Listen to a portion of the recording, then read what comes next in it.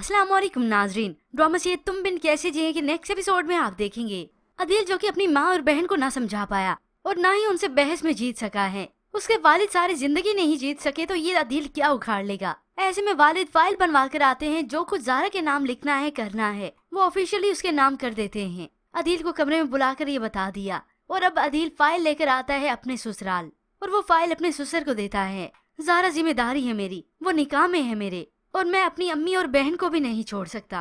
अदील का ये रवैया देखकर और फाइल देखकर तो वो अब सोचने पर फिर से मजबूर होते हैं। वालिद की सोच तो फिर भी नहीं बदली थी ज़ारा की वजह से, मगर अब तो सभी मजबूर हो चुके हैं। ऐसे में माहीन को तो समझ में आ गई, क्योंकि वो चाहती जो कुछ उसके साथ हुआ है वो उसकी बहन के साथ ना हो, क्योंकि इसका ससुराल अभी से इतना टफ टाइम दे रहा है। जब ज़ारा वहाँ पर चली जाएगी तो क्या होगा, बल्कि क्या नहीं होगा।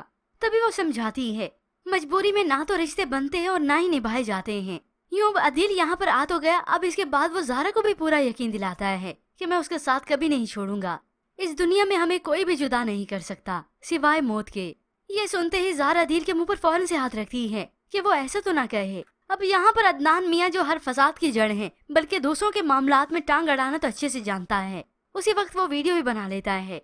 अब यूं ही ज़ारा का फैसला जो कि अब बदल ही चुका है। ज़ैनी को भी कुछ समझ नहीं आ रहा, आखिर अपनी कंफ्यूजन इस साथ से शेयर करती है। मैं ज़ारा के लिए बहुत परेशान हूँ। कभी ऐसे लगता है कि वो जो कुछ कर रही है बिल्कुल ठीक कर रही है और कभी कभी लगता है कि वो गलत कर रही है। फिर यूं ही कुछ दिन बीतने के बाद ज़ारा के वालिद का फैसला अटल हो जाता है। ज़ारा की वालदा तो अभी भी सोच रही हैं, तो ऐसे में मंजूर साहब समझाते हैं अदील इस घर का दामाद है और दामाद के लिए ससुराल आकर माफी मांगना बहुत मुश्किल होता है। अब वो यही फैसला कर देते हैं कि ज़ारा की रुखसती होगी, मगर माहीन फिर भी राजी नहीं होती, क्योंकि उसे मालूम है कल के वक्त का कि क्या क्या कुछ हो सकता है। अरे वो उन्हें उनकी गलती का एहसास नहीं दिला सका, तो सोचे ज़ारा को वो उसका हक कैसे दिलाएगा।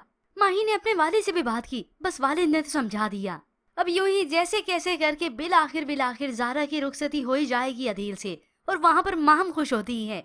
इसलिए नहीं कि हम हार गए, ज़ारा के घर वाले उसे रुखसत कर देंगे अदील के साथ, मगर वो इसलिए खुश होती है और अपनी वालदा को भी समझाती है कि शादी के लिए जैसे कैसे बस मान जाए, लेकिन ज़ारा यहाँ पर आएगी तो हम देखेंगे, उसका जीना हराम ही कर देंगे। तभी अब ये वालदा भी मानी जाती हैं, क्योंकि प्रॉपर्टी भी तो अब ज़ारा के नाम हो चुकी है।